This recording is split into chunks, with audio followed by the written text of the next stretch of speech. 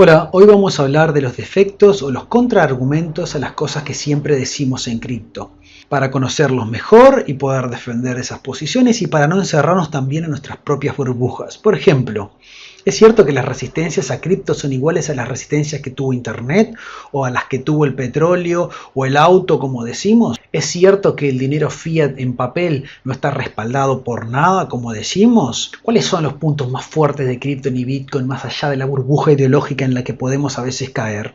Muchas veces se forman los distintos sectores de la sociedad como un círculo de autobombo, como se dice aquí. Es un círculo de autocomplacencia mutua donde nadie le disputa nada a nadie, digamos, en los principios más gruesos. Esto pasa en todo, de que se aíslan en las propias burbujas. Pasa mucho en la política, pasa mucho en la religión, en los debates sociales, tipo el aborto, la marihuana, el casamiento gay, todas esas cosas. Los que están en su burbuja, ya sea de un lado o del otro de la posición, típicamente repiten las mismas cosas, el mismo verso, los mismos puntos, digamos, que tienen memorizado del lado de la burbuja en el cual estén, y rara vez escuchan y se comprometen en entender lo que dice el otro lado. Tenemos que entender las fallas de los discursos que tenemos en cripto, o si no las fallas, por lo menos tenemos que entender la posición contraria para poder estar pensando libremente. Y yo pienso que como que no tenemos derecho a tomar una posición sólida, sino podemos argumentar también el otro lado de la posición que es distinta a la nuestra. Porque si no conoces relativamente a fondo el otro lado del debate, estás en una posición muy débil porque simplemente estamos en una burbuja en que simplemente tiene que ser pinchada por una aguja para que él se desinfle completamente. Entonces vamos a pensar en algunos ejemplos. Algunos ejemplos hablan, por ejemplo, de todo el drama del caballo cuando fue reemplazado por el auto, de cómo la gente se resistía, porque cómo iba a andar el auto, todavía no habían carreteras y que eran peligrosos para las personas que caminaban, es decir, todas las resistencias que hubieron al auto cuando nació el auto, o del gas cuando reemplaza la electricidad hace ya más de un siglo, de todas las resistencias que hubieron a la electricidad, de que no era segura, que era peligrosa, que era mucho mejor el gas, etcétera, sobre todo para la iluminación, digamos, que se usaba el gas, pero rara vez te recuerdan que más de un siglo después seguimos en todas las grandes metrópolis del primer mundo incluso usando caballos para caballería en fuerzas de choque, gas de cañería para calefacción, cocina y una cantidad de otras funciones, porque en algunas funciones específicas no hay un vehículo creado en los últimos 100 años que supere a un caballo, por ejemplo. Y el oro y la plata siguen existiendo también, aunque fueron reemplazados como efectivo, no por una, sino por una cantidad de otras tecnologías, ¿no? Pasó primero el billete respaldado, después el billete sin respaldo, el plástico, la tarjeta de crédito y todo lo demás. Y aún así, el oro y la plata siguen teniendo un lugar en toda la economía mundial. Y esto no pasó un siglo, esto pasaron capaz miles de años. De hecho, el país que más caballos tiene en todito el planeta y por lejos es el que desarrolló el automóvil en masa, que es Estados Unidos. Y el consumo de gas natural está en su pico histórico, vamos a mirar acá. El consumo de gas natural está en su pico histórico mundial, igual que el consumo de petróleo y el consumo de carbón. Seguro, el auto reemplazó casi totalmente el caballo para el transporte y la electricidad y el gas para la iluminación en general, pero no implica tampoco que una tecnología nueva que supere en algunas cosas a la anterior vaya a reemplazarla completamente, ni que sea correcta una posición de desdeño a la tecnología anterior, porque puede estar durante muchos siglos llenando nichos que la nueva no puede completar. El cine es otro ejemplo, dicho sea de paso, que dijeron que iba a morir cuando nacieron los videoclubs, los videocassettes, luego que cuando nació internet, también que iba a morir por el streaming, y sin embargo se siguen rompiendo récords de taquilla y dinero recaudado por las películas cinematográficas. De modo que lo que quiero decir con esto, al plantear esto y todas estas analogías, primero que no necesariamente todas las cosas que tuvieron resistencia después terminaron siendo buenas. Algunas cosas tuvieron resistencia y fracasaron, ¿no? Y segundo que las bondades de es mejor presentar las bondades de una tecnología nueva sin el desdeño de la anterior, porque la gente primero que está pegada a las cosas anteriores, y segundo que las cosas anteriores pueden tener un uso que aún no estamos viendo, no solo en el corto plazo, sino siglos por delante, como ha sido incluso el caso del caballo, ¿no? Me parece que es útil en los discursos, en los intercambios, tener eso presente, presentar una tecnología nueva con utilidades nuevas o problemas resueltos que la otra no tiene, pero sin el desdeño que usualmente se plantea como sobrando, jajaja, lo mismo decían del automóvil o jajaja, lo mismo decían de la electricidad, digamos, ¿no? Porque es una actitud como sobradora, digamos, al que todavía no entiende toda la tecnología, que no es buena, digamos, para transmitir para mí, y desdeña lo que el otro ser está acostumbrado y está utilizando ahora. Y además, como digo, no solo es como una estrategia de intercambio, sino que además puede ser verdad, como muchas de otras tecnologías que parecían que iban a ser totalmente obsoletas y sin embargo estamos ahora en los picos de utilización. Otro aspecto también que el que quería reflexionar es cuando decimos que el fiat no está respaldado por nada, es decir, el dinero papel no está respaldado por nada. Y es cierto que en la Reserva Federal, vamos a hablar del dólar fundamentalmente, antes tenían oro por cada billete emitido, digamos, como que los billetes eran una representación del oro que tenía guardado la Reserva Federal. Y eso ya no es más así hace algunas décadas. Pero que eso no sea así no quiere decir que no esté respaldado por nada, ¿me explico? Es como una ingenuidad de nuestra parte decir bullshit, todo eso no existe, eso es papel creado del aire y no tiene nada que lo respalde el dólar. Es una posición como que no entiende la complejidad de toda la realidad.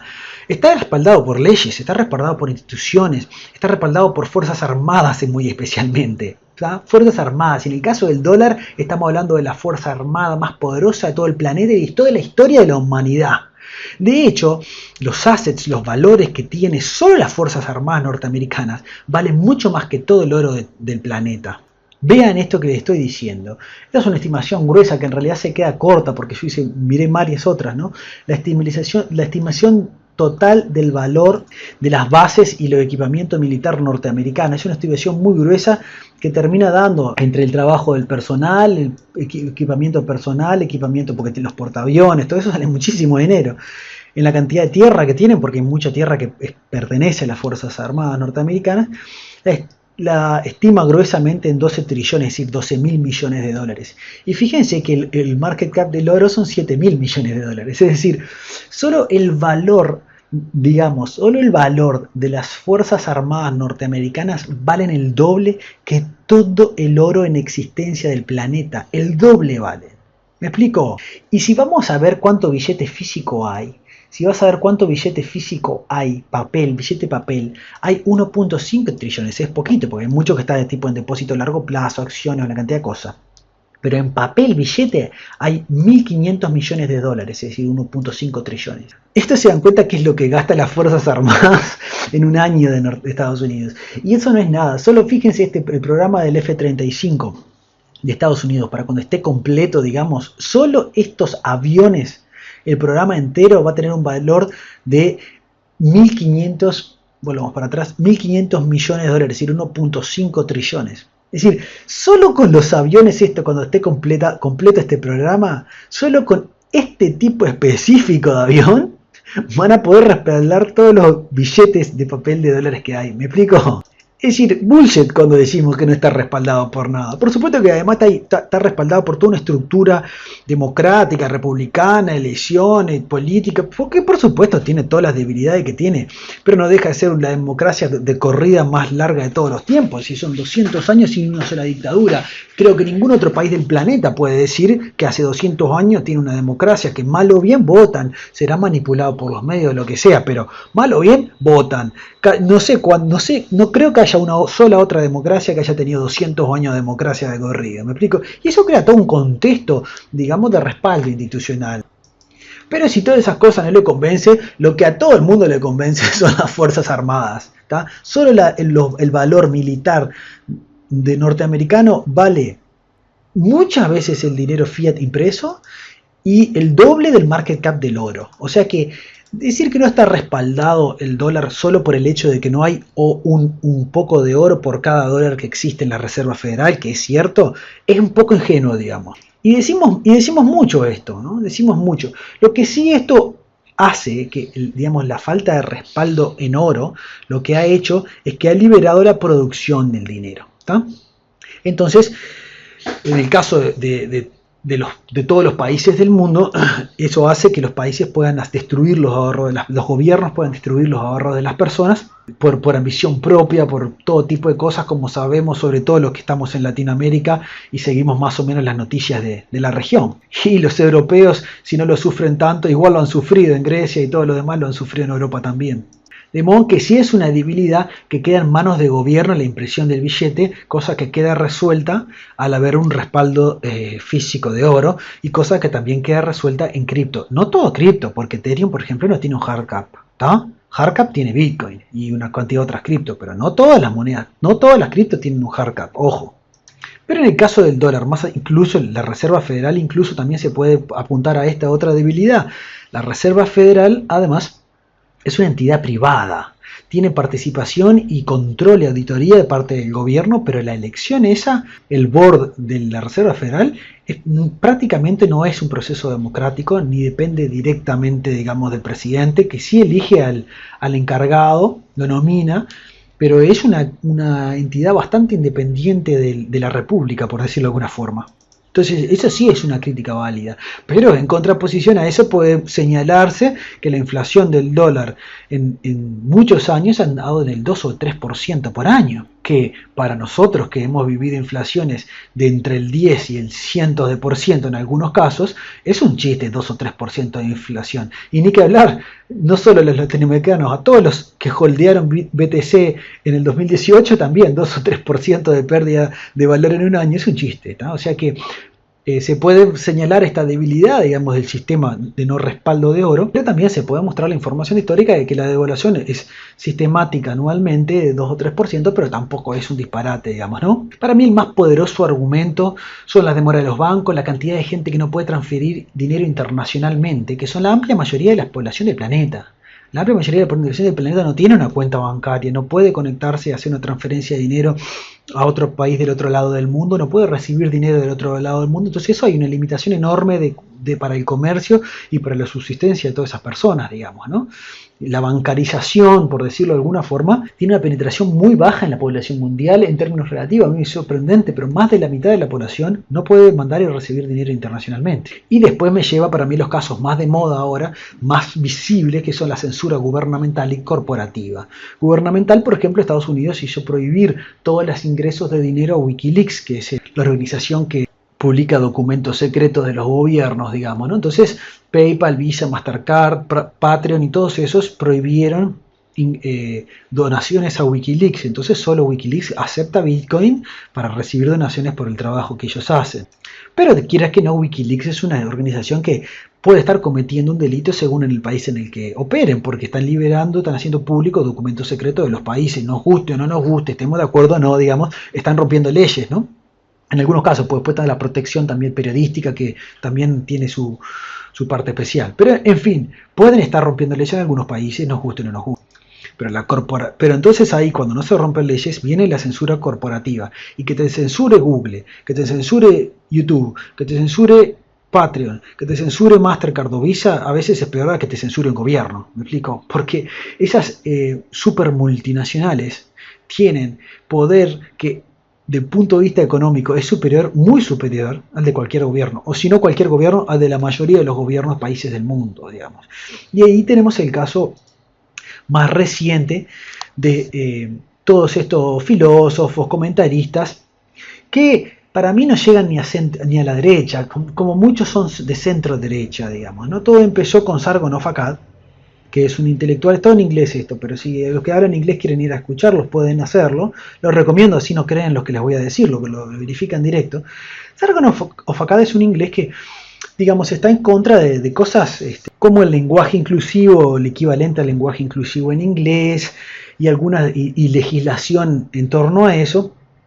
Y básicamente lo acusaron de discurso de odio y poco menos que de ser un nazi por expresar su opinión contraria a las cosas políticamente correctas, digamos, ¿no? Entonces lo censuraron de Patreon. Patreon lo censuró, digamos, no rompió ninguna ley, no tiene ninguna causa legal abierta. Patreon, por sus políticas propias, lo censura.